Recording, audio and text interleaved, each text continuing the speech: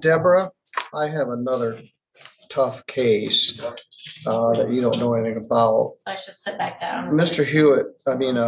Mr. Weller's sleeping through most of this, but we're gonna wake him up here to do our hearing. I wondered. And it's got a lot of money involved and he's not real with it and he's late. And I'd ask if you would stay and I apologize. Anything to make this. It's another no finished, right? lunch Monday. Why don't you go ahead and turn it back on for you now? I would have considered even maybe bumping this, but the complainant is here and he's been waiting for a long time. So we'll address that. This is file 23738 FY, People versus Timothy John Weller. Mr. Weller was charged with a felony computer crime. And as I mentioned, we're returning to the bad old days of multiple remands. This matter was bound over to the circuit court on a felony charge. A large amount of money was taken, $8,000, and it got remanded back to our court for a plea and sentencing. Well, I'm not sure I'm ready to do a plea and sentence, but I would be ready to do a plea. They're remanding these matters back for plea and sentence, but by the nature of the fact that they were a felony and came back as a misdemeanor, they're complicated. I don't know what happened. This case got bound over. There were several status conferences. It was going to be set for trial and it got remanded. And so the remand plea, Mr. Weller, would be to a misdemeanor charge of larceny over $200, but less than $1,000. The original charge was an allegation that you stole $8,000 from a Mr. Gregory White. That larceny charge is a just plain old grand larceny, punishable by up to 5 years imprisonment and a fine of up to $10,000.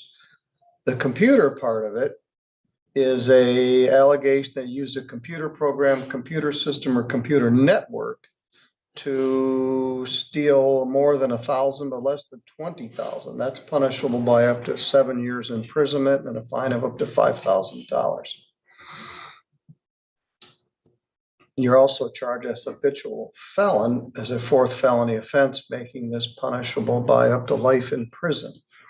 So the matter got bound over to circuit court. The can got kicked down the road a little ways, and then it got remanded back here for a plea to a misdemeanor charge of larceny more than $200, but less than $1,000. Mr. Weller, that's a misdemeanor. It's punishable by up to a year in jail and a fine of up to $1,000 or 3 times the amount of the money taken. In this case, it's alleged to be $8,000. So the prosecutor, and let me confirm this, Ms. Davis, has offered to dismiss the felonies and the supplemental for a plea to larceny over $200. And I understand you inherited this, but thank you for being here. Quickly looking through the notes, it appears that yes, Prosecutor Marvin had made that offer, larceny 200 to 1,000, and that the restitution was $8,000 joint and several between Weller and Sproul. She is set for sentencing later this month with Judge Pattison.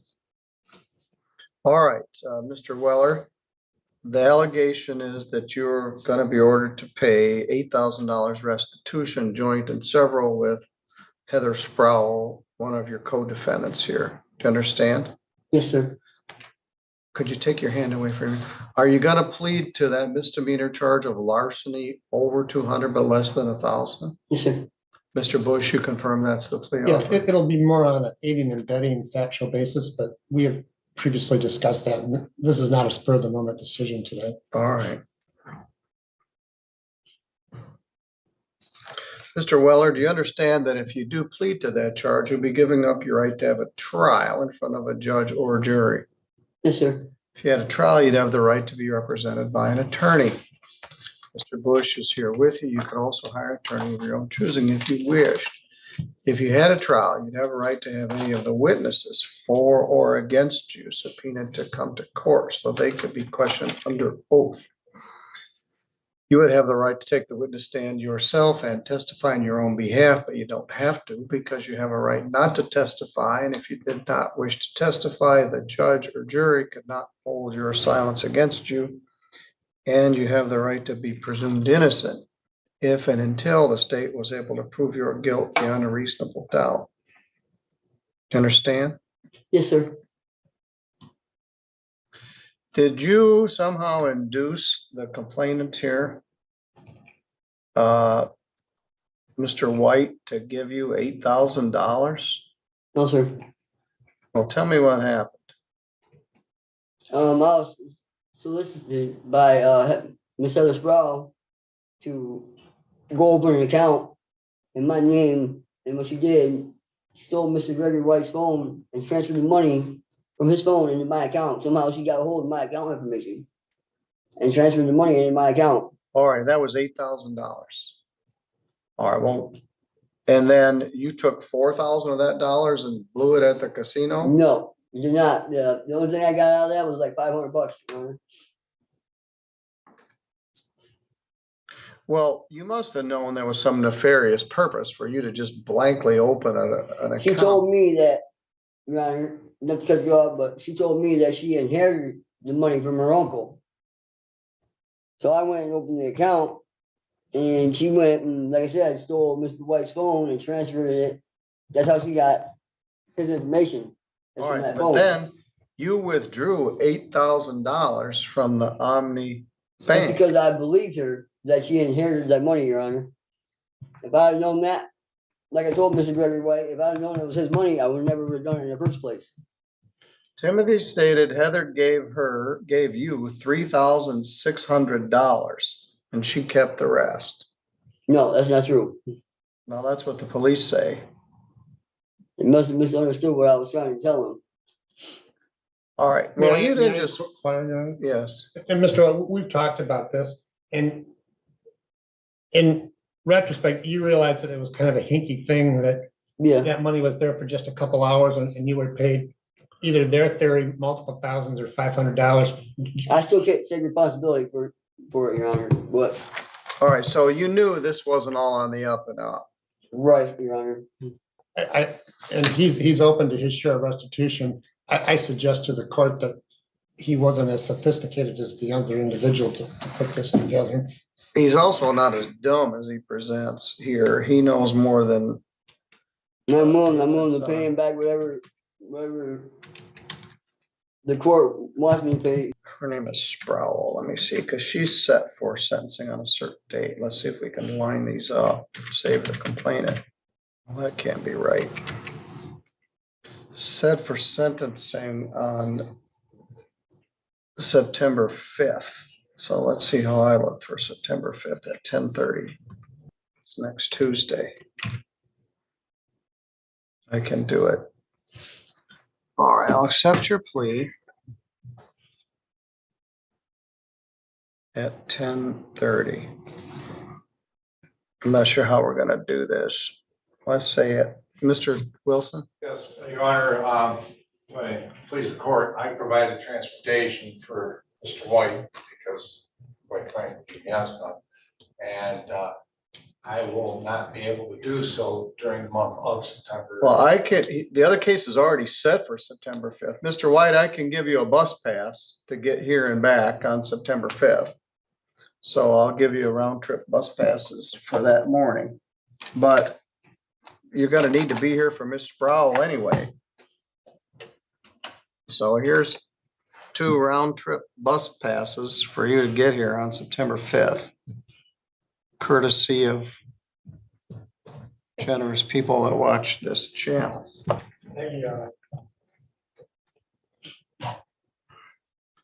What time are? I'm gonna set this for 11. The other one's at 10:30. Now, you called this morning, you were out of state or you had to be somewhere. How'd you get here today? Cousin, my cousin brought me all the way back. All right, how'd you get here to the courthouse? My cousin, drove up here, drove me here. Where's he? He took off. Yeah, I'm supposed to let him know how I'm supposed to get a hold of him because he has no phone now.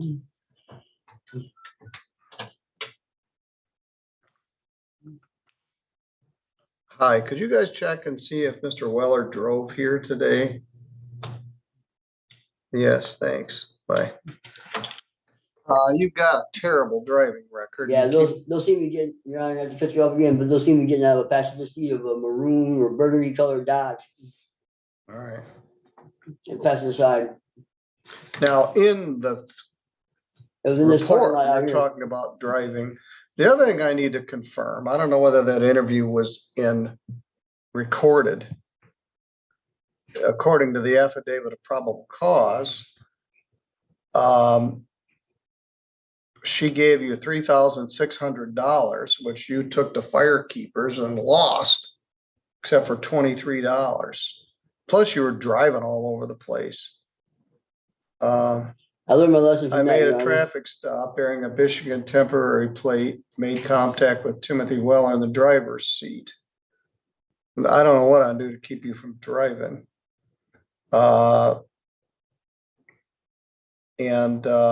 So there's a dispute about how much money you took. You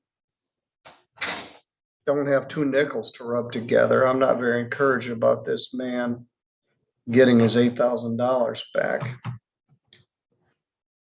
But you agree that the restitution will be 8,000 joint and several with Miss I'm willing, Sproul? like I said, I'm willing to make this right with him. I mean, I feel bad about it, and I'm willing to do whatever it takes to make it right. And I do want to, I have not looked at this carefully, obviously, so in just going over the bank statement that I pulled up, there may be some withdrawal fees and that sort of thing, so Okay, I guess I would like to leave that restitution somewhat open. I mean, it's expected it's going to be around the $8,000, but there may be some fees. I want to get that cleared up so that the victim is made right.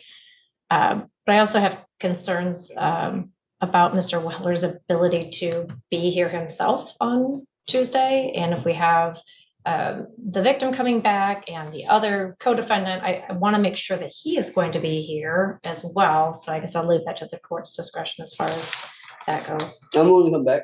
all right, yes, your bond's canceled. They'll bring you back. And we'll deal with it. That's next Tuesday, which is 8 days.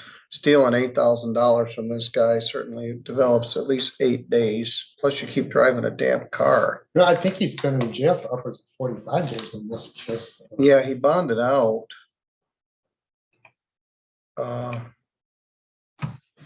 I'm not sure how. And I set the bond at the amount that was stolen. I think it got reduced when it was remanded. And I don't like these remands, and there's not much I can do about it, but they come in, they're always difficult to deal with. Yes, your bond's canceled. You're no longer presumed to be not guilty. I will see you next Tuesday at 11 o'clock. Thank you, Your Honor. What am I going to deal for? Your bond's canceled. Why is my bond being canceled? Because you My bond's just pled still- guilty to helping somebody steal $8,000 from this man. Yeah. Plus you showed up late and slept through most of the earlier proceedings. I'm not sure what's going on with you, but I hope you're in a better state of mind when I see you next Tuesday morning.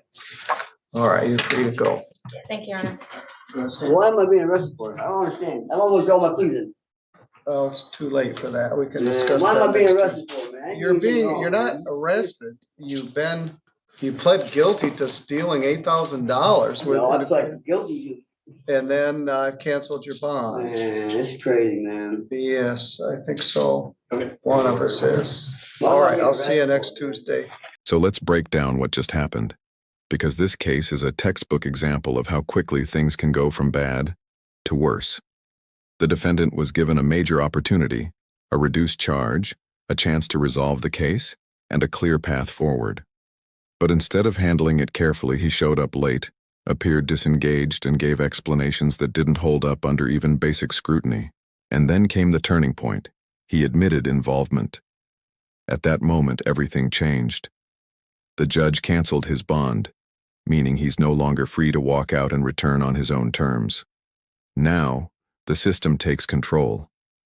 That's the reality of court. Your words have consequences. And once you say the wrong thing, you can't take it back. Now I want to hear from you. Do you think the judge handled this fairly? Or should things have gone differently? If you found this case as shocking as we did, make sure to hit that like button, share your thoughts in the comments, and don't forget to subscribe for more jaw-dropping courtroom breakdowns.